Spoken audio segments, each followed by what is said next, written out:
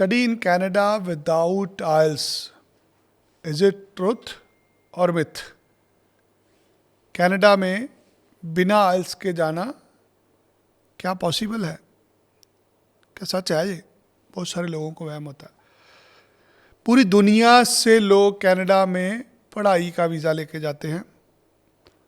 जब आप पढ़ने के लिए जाते हैं तो आपको किसी कॉलेज, किसी यूनिवर्सिटी में दाखला लेना पड़ता है। अक्सर लोगों को वहम होता है कि हमारे पास आइल्स नहीं है, हम नहीं जा सकते। भारत को एक ऐसी श्रेणी में रखा गया है दुनिया में जहां पर लोग हमें इंग्लिश स्पीकिंग कंट्री जानते हैं।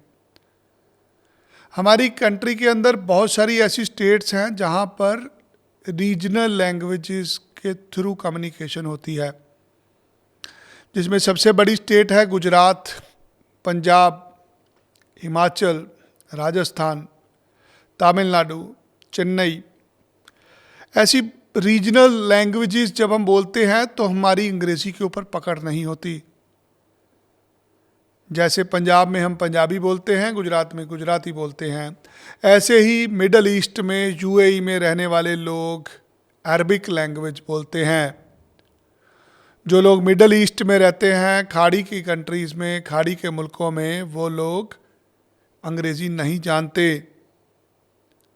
जो लोग रूस में रहते हैं वो रूसी भाषा बोलते हैं, जो चीन में रहते हैं वो चीनी भाषा बोलते हैं। यूरोप के हर मुल्क की अपनी एक अलग लैंग्वेज है। दुनिया में कुछ कंट्रीज ही हैं जहां पर उनकी जो लैंग्वेज है वो इंग्लिश है। दुनिया ने आज भारत को इंग्लिश स्पीकिंग कंट्री के खाने में रखा हुआ है, जबकि सच डिफरेंट है। आज जो लोग गाँव में रहते हैं वो घर पे रीजनल लैंग्वेज बोलते हैं। आज हम बैचलर डिग्री, मास्टर डिग्री भी अपनी रीजनल लैंग्वेज में पढ़ते हैं। जब भी हम पढ़ने का वीज़ा लेते हैं तो हमें बोला जाता है आप आइल्स करके आइए।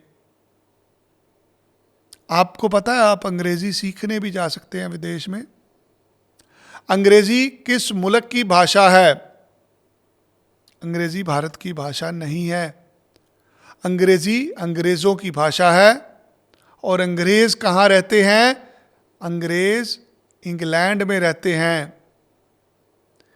अंग्रेज़ स्कॉटलैंड में रहते हैं, आयरलैंड में रहते हैं। आज अंग्रेज़ी का जन्म देखें तो यूनाइटेड किंगडम से हुआ था। यूके की भाषा है इंग्लिश, जहाँ पर कैम्ब्रिज यूनिवर्सिटी द्वारा एक अंग्रेज़ी का टेस्ट शुरू किया गया है आइल्स के नाम से। ऐसे ही पेयरसन नाम की कंपनी है जिन्होंने टेस्ट पीटीई के नाम से रखा गया है। आज दुनिया को अंग्रेज़ी सिखाने वाला मुल्क इंग्लैंड है और आप इंग्लैंड के अंदर अंग्रेज़ी पढ़ने के लिए जा सकते हैं। हर साल जितने लोग इंग्लैंड में पढ़ने जाते हैं, बहुत बड़ी संख्या उसके अंदर उन लोगों की है जो अंग्रेज़ी पढ़ने जाते हैं। रूस से, चीन से, खाड़ी के मुल्कों से लोग अंग्रेज़ी पढ़ने जाते हैं और हमें बोला जाता है कि आप आइल्स के बिना नहीं जा सकते। आप पाथवे प्रोग्राम के थ्रू कनाडा में इंग्लिश पढ़ने के लिए जा सकते हैं। यदि आप सीधा इंग्लिश पढ़ने का वीज़ा अप्लाई करते हैं, आपका वीज़ा नामंजूर हो जाता है।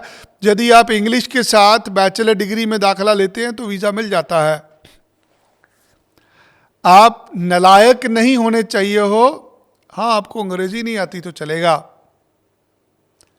नालायक होना और अंग्रेज़ी में कम नंबर होना दो अलग अलग चीज़ें हैं। आपके पढ़ाई में 40% नंबर है, आपको अंग्रेज़ी नहीं आती, नहीं, आपको स्टडी वीज़ा नहीं मिलना किसी भी कंट्री का।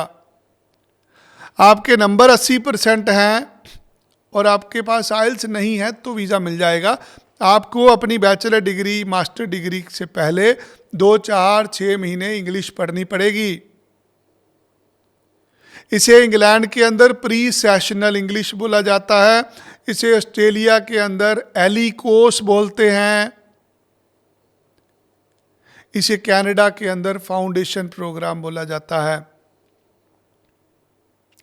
कनाडा में आप ESL का वीज़ा लेते हैं। कुछ कंट्रियां अंग्रेजी में पढ़ने वाले बच्चों को ESL बोलती हैं, कुछ एलिकोस बोलती हैं, कुछ प्री सेशनल इंग्लिश बोला जाता है, कहीं पे फाउंडेशन बोला जाता है। हर कंट्री के अंदर अंग्रेजी को पढ़ाने के तरीके का नाम अलग है। आप बिना आइल्स के जा सकते हैं, पर आप बिना पढ़ाई के नहीं जा सकते। अनपढ़ लोग पढ़ने नहीं जा सकते, अंग्रेजी में कमज़ोर लोग पढ़ने जा सकते हैं। उसके लिए आपको दाखिला अंग्रेजी के कोर्स में लेना पड़ेगा, साथ में आपको दाखिला यूनिवर्सिटी में बैचलर या मास्टर्स के लिए लेना पड़ेगा। मान लीजिए आपका दाखिला हुआ एजुकेशन के कोर्स में, या आपका दाखिला हुआ नर्सिंग के क्षेत्र में या मेडिकल के क्षेत्र में। ऐसी पढ़ाई पढ़ने के लिए आपको आइल्स में 7 बैंड चाहिए होते हैं, जो साधारण लोगों के नहीं आते। अक्सर जो लोग कनाडा में पढ़ने जाते हैं मास्टर डिग्री के लिए या नर्सिंग में या एजुकेशन में, वो लोग पहले 2, 4, 6 महीने इंग्लिश पढ़ते हैं, फिर उनकी डिग्री शुरू होती है। क्योंकि वहाँ के मापदंड अंग्रेजी के और हमारे मापदंड में फ़र्क होता है। आप कनाडा में बिना आइल्स के जा सकते हैं, आपको पहले इंग्लिश करनी पड़ेगी। आपके पास बेसिक एजुकेशन होनी चाहिए। आप अंग्रेजी इतनी बोल सकते हो, लिख सकते हो कि अपनी बात समझा सकें। अगर आपके आइल्स के अंदर 4, 4.5 बैंड हैं, या आपने कोई टॉफल का कोई डुओलिंगो की पढ़ाई करी हुई है, या आपने 10वीं 12वीं तक की पढ़ाई में इंग्लिश पढ़ी हुई है, तो उन सब चीज़ों को देखते हुए आपको बिना आइल्स के दाखिला भी मिलता है, आपका वीज़ा भी आता है। दोबारा समझाता हूँ, अनपढ़ आदमी स्टडी वीज़ा नहीं ले सकता, फेल आदमी नहीं ले सकता, पढ़ाई में कम आदमी वाला बिना आइल्स के दाखिला नहीं ले सकता।